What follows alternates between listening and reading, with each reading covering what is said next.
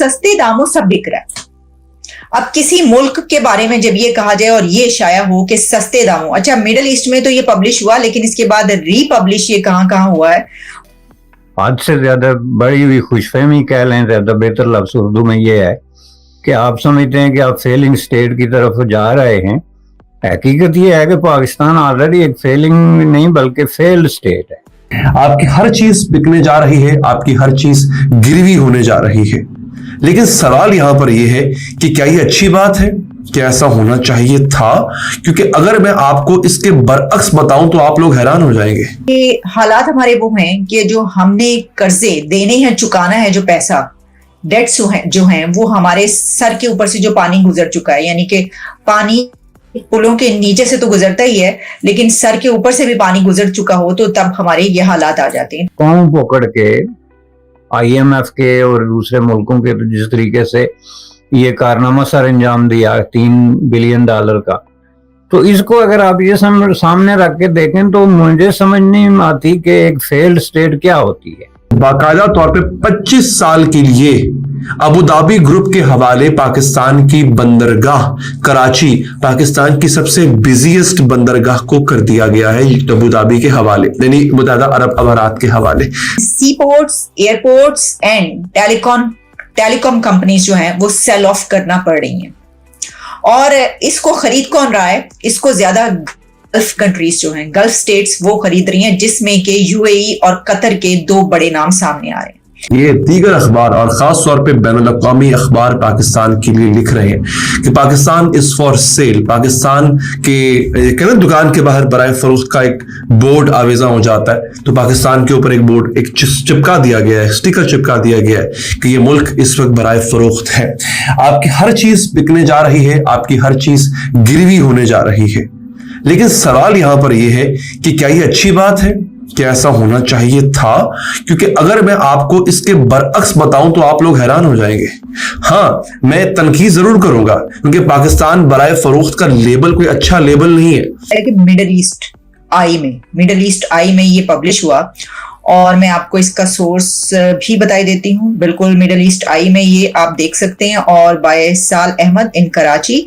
और इसमें हमारे एक इकोनॉमिस्ट आप कह लें या इकोनॉमी पर जो रिपोर्ट्स देते हैं और तज्जिया करते हैं, शहबाज राना, उनका भी इसमें जो तज्जिया या जो भी रिपोर्ट है वो शामिल है। और इसमें नाम से ही आपको अंदाजा हो गया होगा कि क्या है, पाकिस्तान फॉर सेल। अब यानी ये बात कोई नई तो है नहीं।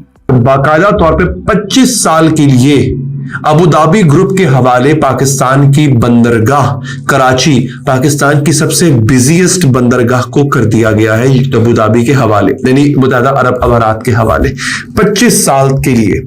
और इसमें से जो 85% शेयर है वो मुत्तहिदा अरब अमारात का होगा। सस्ते दामों सब बिक रहा है।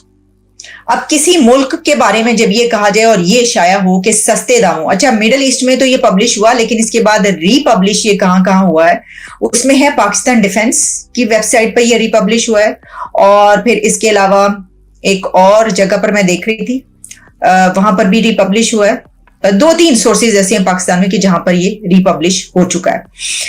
अब जैसा मैंने कहा कि हालात हमारे वो हैं कि जो हमने कर्जे देने हैं, चुकाना है, जो पैसा डेट्स जो हैं वो हमारे सर के ऊपर से जो पानी गुजर चुका है, यानी कि पानी पुलों के नीचे से तो गुजरता ही है, लेकिन सर के ऊपर से भी पानी गुजर चुका हो तो तब हमारे ये हालात आ जाते हैं। तो हमारे मुल्क के हालात, पाकिस्तान के हालात यही हैं, जिस पर ये कि पाकिस्तान फॉर सेल। अच्छा, अब हमने ये तो देखा, पहले ही आपको बताया कि ऐसे जैसे कि F9 पार्क की बात हुई, कई ऐसे एसेट्स इस्लामाबाद की कुछ चीजें जिसपे हमने कहा कि जनाब ये सेल हो रहा है।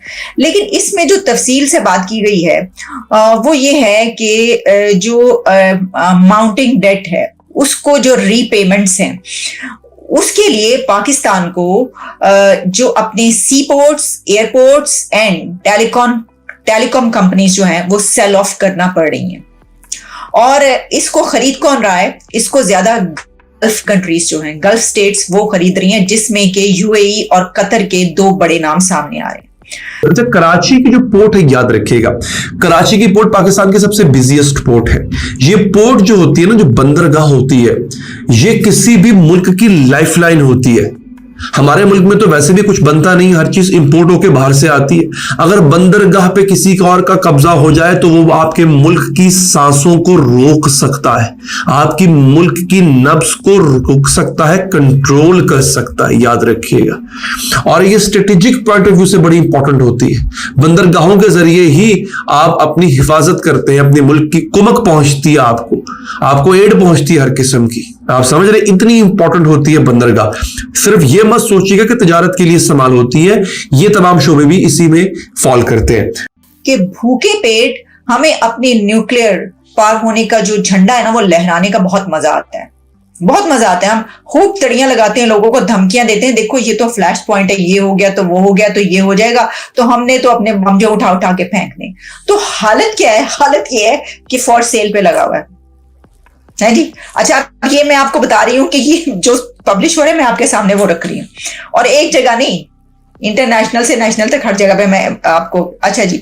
और ये तकरीबन 8-10 दफा पाकिस्तान से ये बात गुजर चुकी है कि आपकी रेटिंग इस हद तक गिर गई कि दुनिया का कोई मुल्क, कोई फाइनेंशियल इंस्टीट्यूशन आपको लेन देन करने या कर्ज देने से भी इनकार कर देता है, जैसे कि हुआ। और ये जिस तरीके से आपके प्राइम मिनिस्टर ने पांव पकड़ के IMF के और दूसरे मुल्कों के जिस तरीके से ये कारनामा सर अंजाम दिया $3 बिलियन का, तो इसको अगर आप ये सामने रख के देखें तो मुझे समझ नहीं आती कि एक फेल्ड स्टेट क्या होती है।